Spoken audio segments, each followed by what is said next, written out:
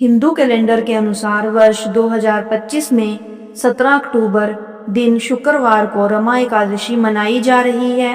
धार्मिक ग्रंथों में दीपावली से पहले आने वाली यह एकादशी सबसे खास मानी गई है। पौराणिक धार्मिक ग्रंथों के अनुसार भगवान श्री कृष्ण ने धर्मराज युधिष्ठिर को रमा एकादशी के बारे में कहा था कि यह एकादशी कार्तिक मास के कृष्ण पक्ष में दीपावली के 4 दिन पहले पड़ती है, जिसे रंभा एकादशी के नाम से भी जाना जाता है। इस व्रत को सच्चे मन से करने से वाजपेय यज्ञ के बराबर फल मिलता है। यह एकादशी भगवान श्री विष्णु को सभी व्रतों में सबसे अधिक प्रिय है और यह पुण्य कार्य का संचय करने के लिए बहुत महत्वपूर्ण मानी गई है। हिंदू धर्म में यह एकादशी इसलिए भी अधिक महत्वपूर्ण मानी गई है क्योंकि श्री हरि विष्णु की पत्नी देवी लक्ष्मी का एक नाम रमा भी है। अतः यह एकादशी विष्णु जी को अधिक प्रिय है। मान्यता है कि इस एकादशी का व्रत करने से मनुष्य सभी सुखों और ऐश्वर्य को प्राप्त करता है। अतः दिवाली पूर्व आने वाली कार्तिक मास की कृष्ण पक्ष की एकादशी के दिन से ही धन की देवी माता लक्ष्मी को प्रसन्न करने का सिलसिला शुरू हो जाता है। रमा एकादशी की पौराणिक व्रत कथा के अनुसार प्राचीन काल में मुचंद कुंद नाम का एक राजा था।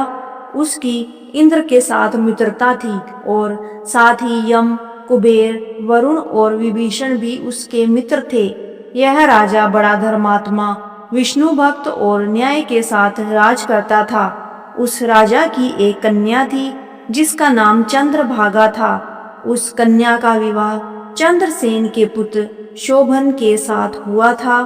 एक समय वह शोभन ससुराल आया। उन्हीं दिनों जल्दी ही पुण्यदायिनी एकादशी रमा भी आने वाली थी। जब व्रत का दिन समीप आ गया तो चंद्रभागा के मन में विचार उत्पन्न हुआ कि मेरे पति अत्यंत दुर्बल हैं और मेरे पिता की आज्ञा अति कठोर है। दशमी को राजा ने ढोल बजवाकर सारे राज्य में यह घोषणा करवा दी कि एकादशी को भोजन नहीं करना चाहिए।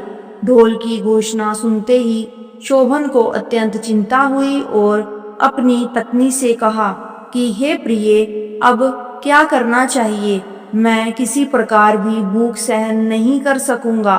ऐसा उपाय बताओ कि जिससे मेरे प्राण बच सकें, अन्यथा मेरे प्राण अवश्य चले जाएंगे। चंद्रभागा कहने लगी, हे स्वामी, मेरे पिता के राज्य में एकादशी के दिन कोई भी भोजन नहीं करता। हाथी, घोड़ा, ऊंट, बिल्ली, गो आदि भी तृण, अन्न, जल आदि ग्रहण नहीं कर सकते। फिर मनुष्य का तो कहना ही क्या है। यदि आप भोजन करना चाहते हैं तो किसी दूसरे स्थान पर चले जाइए, क्योंकि यदि आप यहीं रहना चाहते हैं तो आपको अवश्य व्रत करना पड़ेगा। ऐसा सुनकर शोभन कहने लगा कि हे प्रिय, मैं अवश्य व्रत करूंगा। जो भाग्य में होगा वह देखा जाएगा। इस प्रकार से विचार कर शोभन ने व्रत रख लिया और वह भूख व प्यास से अत्यंत पीड़ित होने लगा। जब सूर्य नारायण अस्त हो गए और रात्रि को जागरण का समय आया, जो वैष्णवों को अत्यंत हर्ष देने वाला था, परंतु शोभन के लिए अत्यंत दुखदायी हुआ। प्रातः काल होते ही शोभन के प्राण निकल गए। तब राजा ने सुगंधित काष्ठ से उसका दाह संस्कार करवाया, परंतु चंद्रभागा ने अपने पिता की आज्ञा से अपने शरीर को दग्ध नहीं किया और शोभन की अंत्येष्टि क्रिया के बाद अपने पिता के घर में ही रहने लगी। रमा एकादशी के प्रभाव से शोभन को मंदराचल पर्वत पर धन धान्य से युक्त तथा शत्रुओं से रहित एक सुंदर देवपुर प्राप्त हुआ।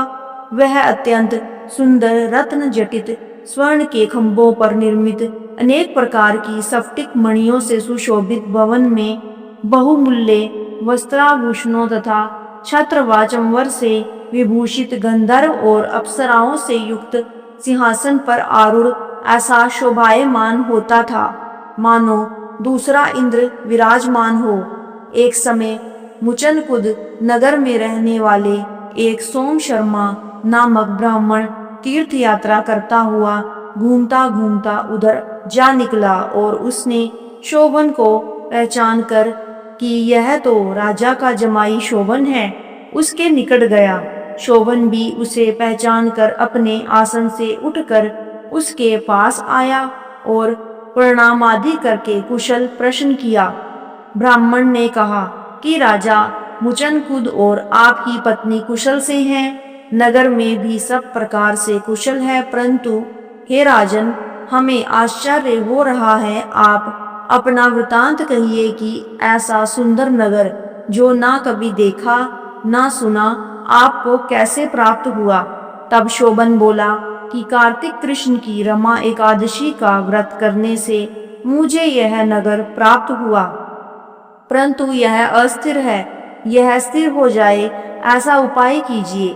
ब्राह्मण कहने लगा कि हे राजन, यह स्थिर क्यों नहीं है और कैसे स्थिर हो सकता है, आप बताइए, फिर मैं अवश्य वह उपाय करूंगा। मेरी इस बात को आप मिथ्या ना समझिए। शोभन ने कहा कि मैंने इस व्रत को श्रद्धा रहित होकर किया है, अतः यह सब कुछ अस्थिर है। यदि आप मुचनकुद की कन्या चंद्रभागा को यह सब वृतांत कहें तो यह स्थिर हो सकता है। ऐसा सुनकर उस श्रेष्ठ ब्राह्मण ने अपने नगर लौटकर चंद्रभागा से सब वृतांत कह सुनाया। ब्राह्मण के वचन सुनकर चंद्रभागा बड़ी प्रसन्नता से ब्राह्मण से कहने लगी कि हे ब्राह्मण, ये सब बातें आपने प्रत्यक्ष देखी हैं या स्वप्न की बातें कर रहे हैं। ब्राह्मण कहने लगा कि हे पुत्री, मैंने महावन में तुम्हारे पति को प्रत्यक्ष देखा है, साथ ही किसी से विजय ना हो ऐसा देवताओं के नगर के समान उनका नगर भी देखा है। उन्होंने यह भी कहा कि यह स्थिर नहीं है, जिस प्रकार वह स्थिर रह सके सो उपाय करना चाहिए। चंद्रभागा कहने लगी, हे विप्र, तुम मुझे वहां ले चलो, मुझे पति देव के दर्शन की तीव्र लालसा है। मैं अपने किए हुए पुण्य से उस नगर को स्थिर बना दूंगी। आप ऐसा कार्य कीजिए जिससे उनका हमारा संयोग हो, क्योंकि वियोगी को मिला देना महान पुण्य है। ब्राह्मण सोम शर्मा यह बात सुनकर चंद्रभागा को लेकर मंदराचल पर्वत के समीप वामदेव ऋषि के आश्रम पर गया। वामदेव जी ने सारी बात सुनकर वेद मंत्रों के उच्चारण से चंद्रभागा का अभिषेक कर दिया। तब ऋषि के मंत्र के प्रभाव और एकादशी के व्रत से चंद्रभागा का शरीर दिव्य हो गया और वह दिव्य गति को प्राप्त हुई। इसके बाद बड़ी प्रसन्नता के साथ अपने पति के निकट गई। अपनी प्रिय पत्नी को आते देखकर शोभन अति प्रसन्न हुआ और उसे बुलाकर अपनी बाईं तरफ बिठा लिया। चंद्रभागा कहने लगी कि हे प्राणनाथ, आप मेरे पुण्य को ग्रहण कीजिए। अपने पिता के घर जब मैं 8 वर्ष की थी तब से विधि पूर्वक एकादशी के व्रत को श्रद्धा पूर्वक करती आ रही हूँ।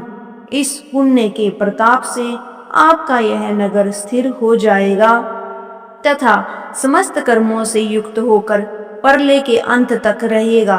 इस प्रकार चंद्रभागा ने दिव्य आभूषण और वस्त्रों से सुसज्जित होकर अपने पति के साथ आनंद पूर्वक रहने लगी। इस तरह जो मनुष्य पूरे मन पूर्वक इस एकादशी का महात्म्य पढ़ते अथवा सुनते हैं, वे समस्त पापों से छूटकर विष्णु लोक को प्राप्त होते हैं।